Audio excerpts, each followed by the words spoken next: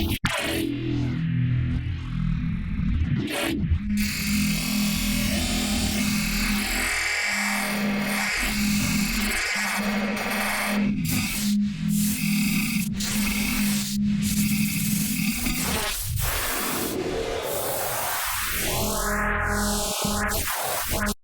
welcome to the channel. If you like really crazy sound design and all that sort of stuff, you're definitely in the right spot. So this is actually a video that I originally uploaded to the Patreon, and then I decided, why not just upload it to YouTube? It'll give you guys a chance to see what the Patreon content is like, and I haven't really uploaded anything to the YouTube channel in a while, and I've actually been uploading to the Patreon a lot more regularly, so if you like this type of content, definitely go over and have a look. There's lots of cool exclusive videos and racks and sample packs and all that type of good stuff, and it's probably the best way to support me at the moment. So thank you so much to the people that are already over there supporting me. It's really been amazing to see, and yeah, hopefully you guys enjoy this video. So today I wanted to talk about just the whole idea of sort of modulating parameters that normally aren't able to be modulated, or just parameters in general that you normally wouldn't think about automating or modulating. So what do I mean by that? Well, I guess you can kind of think of literally anything within Ableton Live or whatever VST you're using. Any parameter that has a value attached to it is kind of a variable that can be changed over time, no matter what it is.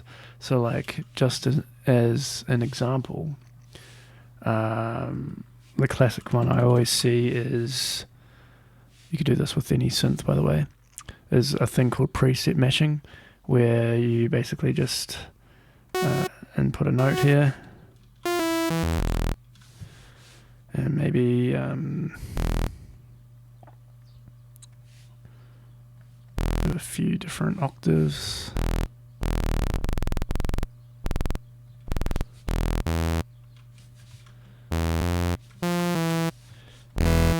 Something like this, and then maybe we'll arpeggiate it over time. And we will maybe just set the rate to 8th notes for now, and then put arpeggiator on random. So it's going to be randomly selecting one of these 3 notes every 8th note. Maybe we'll do 16th notes.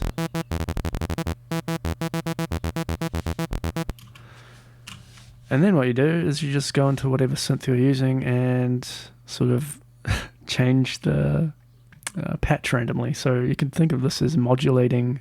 You can think of this as modulating the patch parameter within Serum, right? So you can get some really interesting results. What I usually like to do with this sort of thing is put like OTT or a limiter or just heavy compression afterwards, so you get rid of the sort of volume variation there that you can introduce with the differences in patches. Get some really interesting glitchy sort of sounds. So what you can also do is just sort of use a second track, audio track on resampling mode, and just record everything you're doing.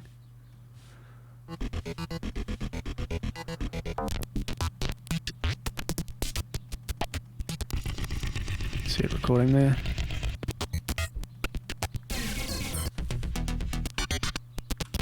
So just go into the patch selector and select random crap. That's pretty cool. What else you can do as well is, in this example anyway, unsync the rate here and just sort of modulate that over time as well. That can be something interesting. Maybe put this on random. By the way, this is LFOi, which is basically just a upgraded version of the normal max LFO, which is pretty neat. Maybe something like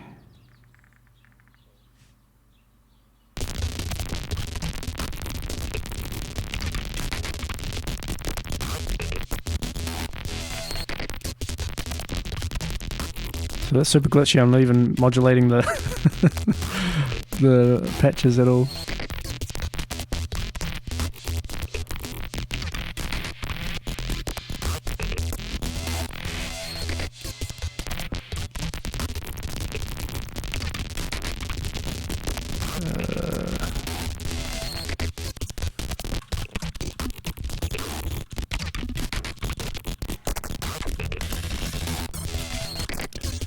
So yeah, and after you're done with that, you can literally just grab this audio file and expand it out to listen to what you made.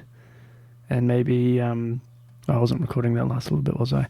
But anyway, you get the idea. So maybe there's little bits in here that you like. It's got a million little cool glitchy hits here.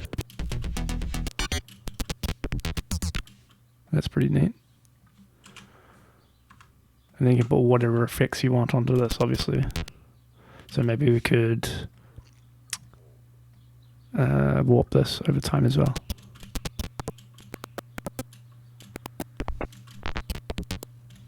Put it onto the forward looping mode.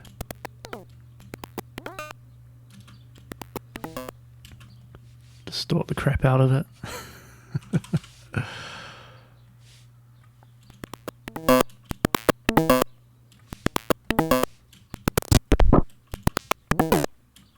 So yeah, that's the sort of most basic example I can think of, but there's a whole range of different stuff in Ableton Live that you normally wouldn't think about modulating, which can be a lot of fun. What I might do is just drag in a drum break or something like that. Okay, so here's our little drum break, and I might warp this in beats mode, make it a little bit tighter.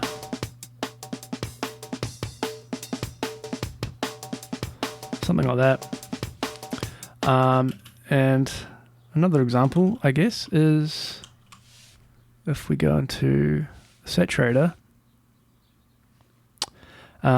This is technically a parameter that is modulatable, except no one thinks about modulating it.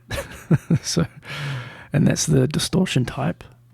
So if we loop this, we can add an LFO here. Put it on random mode.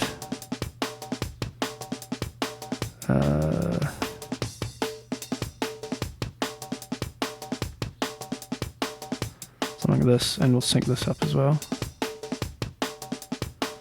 Maybe 1/8 notes. And we can attach this to the distortion type.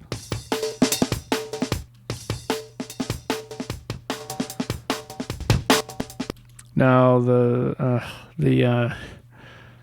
sync rate here isn't actually synced up to the project, which is kind of annoying in the Max for Live LFOs, but you can sort of re-trigger it. Where's the re-trigger button? This little R.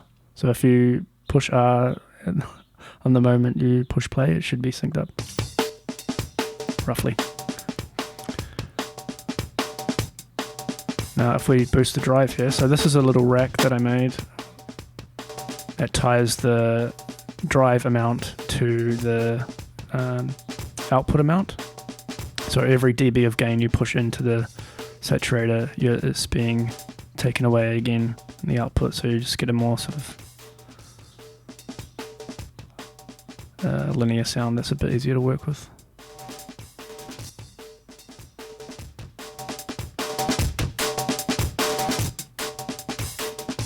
We can increase the rate, obviously. Now, different distortion types are a bit more intense than others, so we can actually tweak the depth to sort of, and the bass parameters to sort of compensate for that.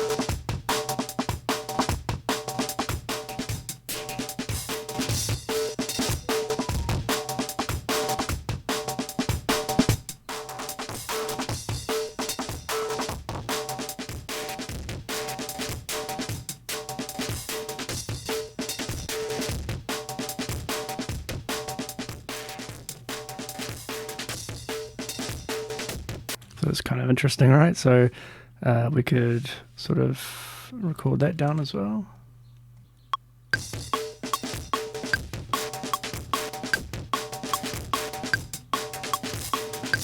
So that's a little bit interesting, and now we can actually, oops, go onto this audio file and tighten this up a little bit as well. Since the distortion really squashes things, we can sort of bring back a little bit of that sort of groove with the Beats Warp.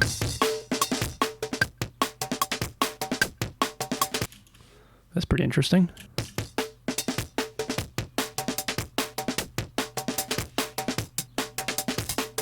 And why don't we just keep messing with this drum break for now, and I'll show you guys some more examples. Actually, if I make my screen a bit bigger for you guys, hopefully that's a bit better. So things like Spectral Resonator that have different modes that aren't actually modulatable, you can sort of just click on them, hold down your mouse button, sort of hover over them, and they'll change in real time. So that's a pretty interesting thing to try out, right? So compared to that,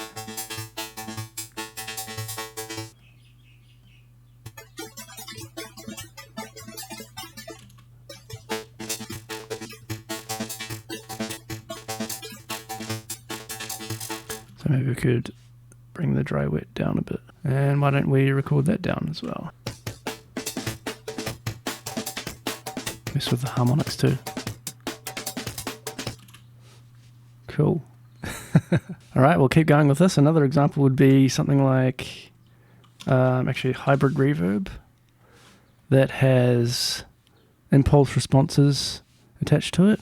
So this is the sort of convolution reverb half of hybrid reverb. So if we bring the blend all the way to the left, we're only using the convolution portion, and we can cycle through the different impulse responses as this plays back, for example. So if we bring the decay down a little bit like this, and some of the texture impulse responses are quite interesting. I'm going to try wet up just for now. We can sort of just some really interesting textures like that. So make a new track.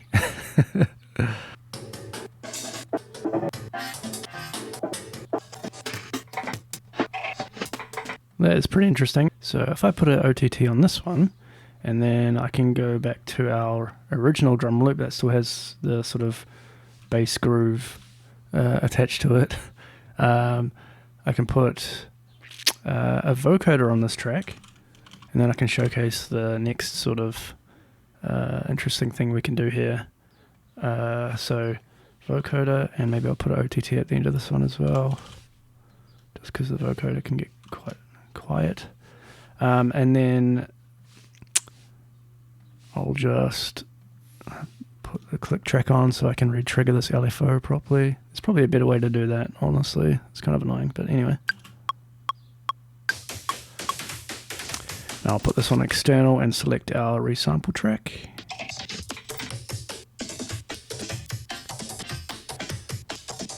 And maybe tweak the release a bit, max the ranges out.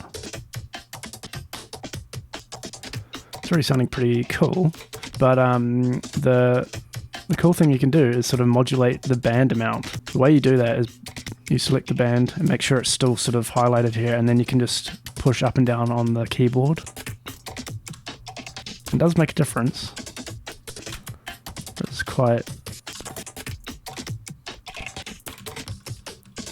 It just changes the amount that the sort of phases are being messed with, I guess.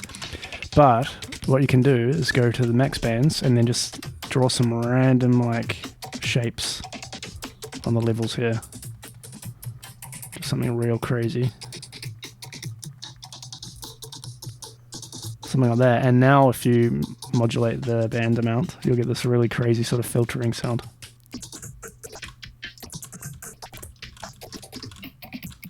So why don't we resample that?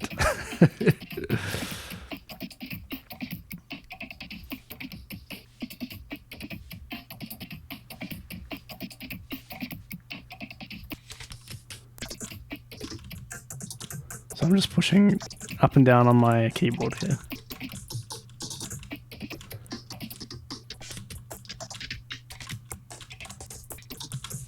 Yeah, pretty cool. Right, so this is our sort of end result at the moment. Let's have a listen.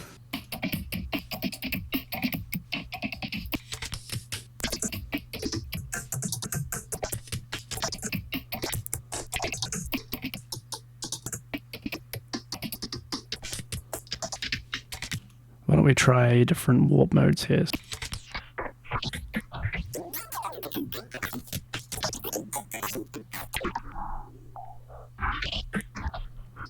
Always fun to play around with.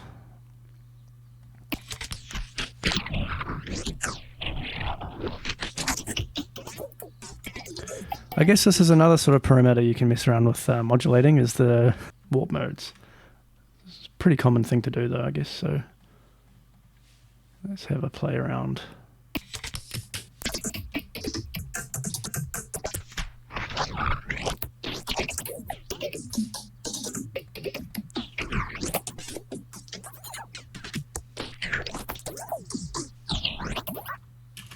This might be cool to throw in just like certain sections of our little drum break that we've made. So maybe we can solo this one and then just find little sections. Might be cool.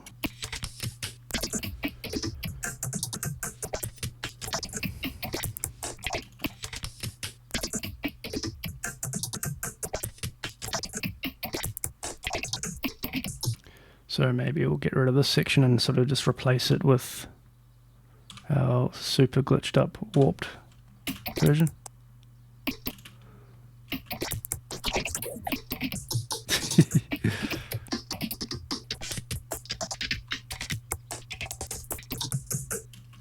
And maybe this little section here as well.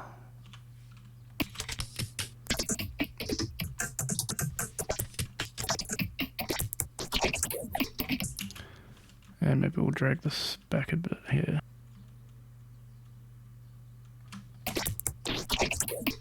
Yeah, that's cool.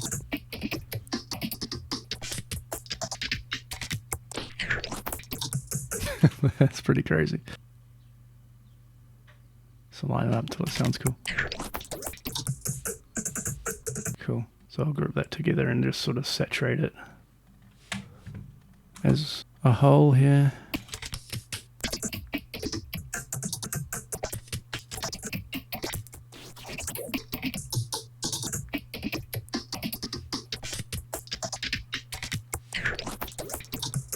And what we could do is sort of introduce our original sort of break.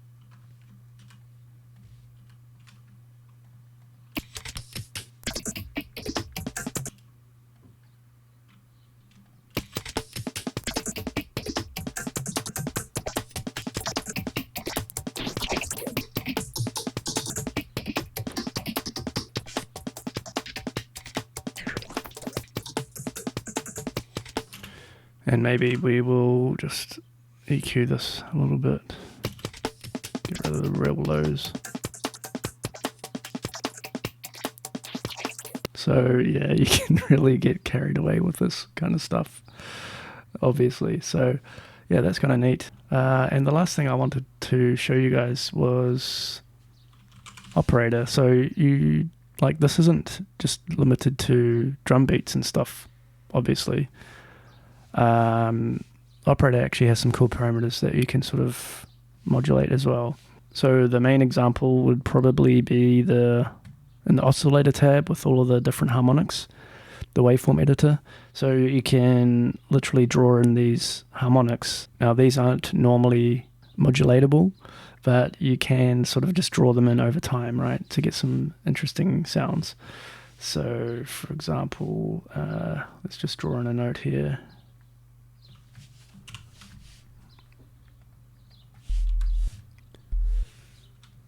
Something like that, and we'll loop that. And I can just draw in some sounds. That sounds kind of interesting. Oops.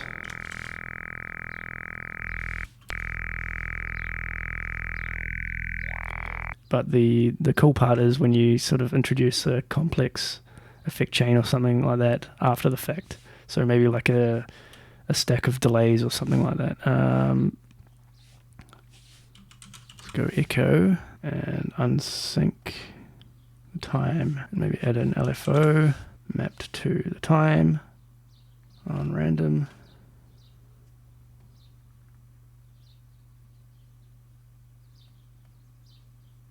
And then group this, and then duplicate it a couple other times. And now listen to what happens.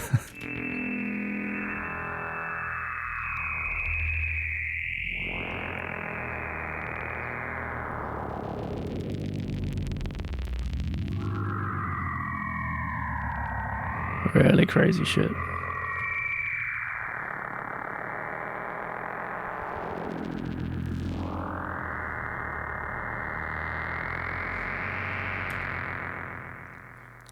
So we can also introduce some FM. So maybe we'll keep this first oscillator as a sine wave, and the second one will be like some complex waveform. And maybe we can automate the level of this second oscillator over time. So get rid of these and go oscillator B volume. Increase the amount. Something like this.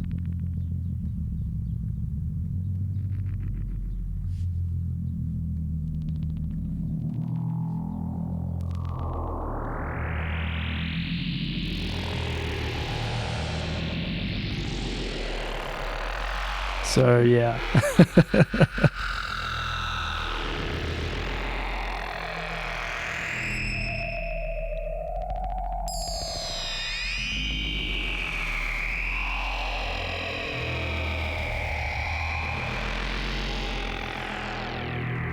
What if we keep this as a sine wave and make this all crazy?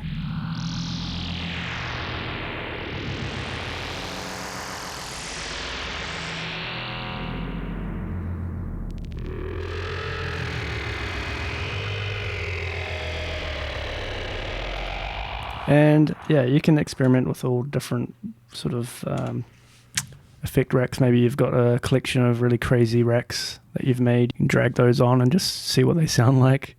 So what do I have? Spectral mangler. I have no idea what that does. Wow. Crazy.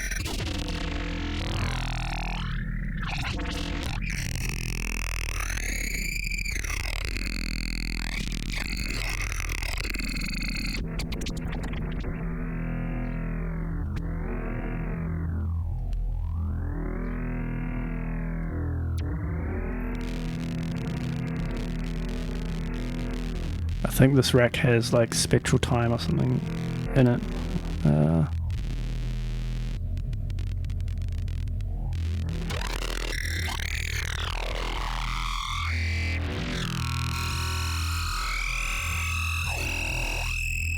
That's insane.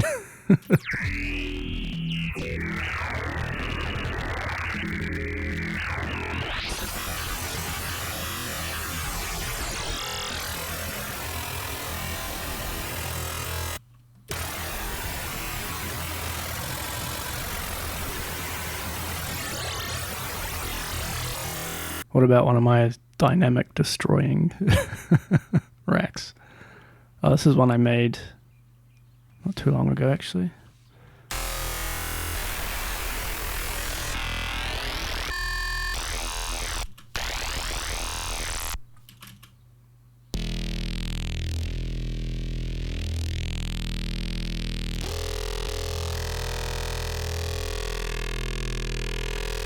Introduce the morph filter here.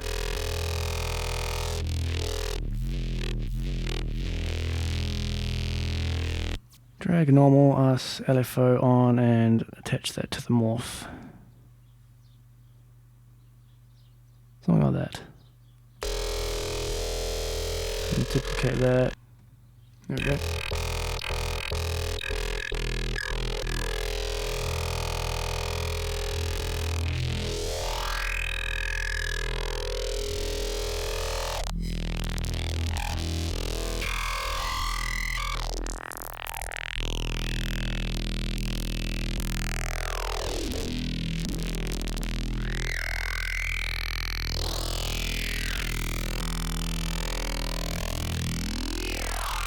So pretty nutty. Yeah, I'll upload this Fat Rack to the Patreon, I guess, and maybe I'll also include that Spectral one because that was pretty neat.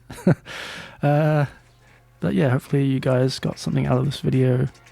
Thanks for the support as always, and yeah, I'll see you guys in the next video.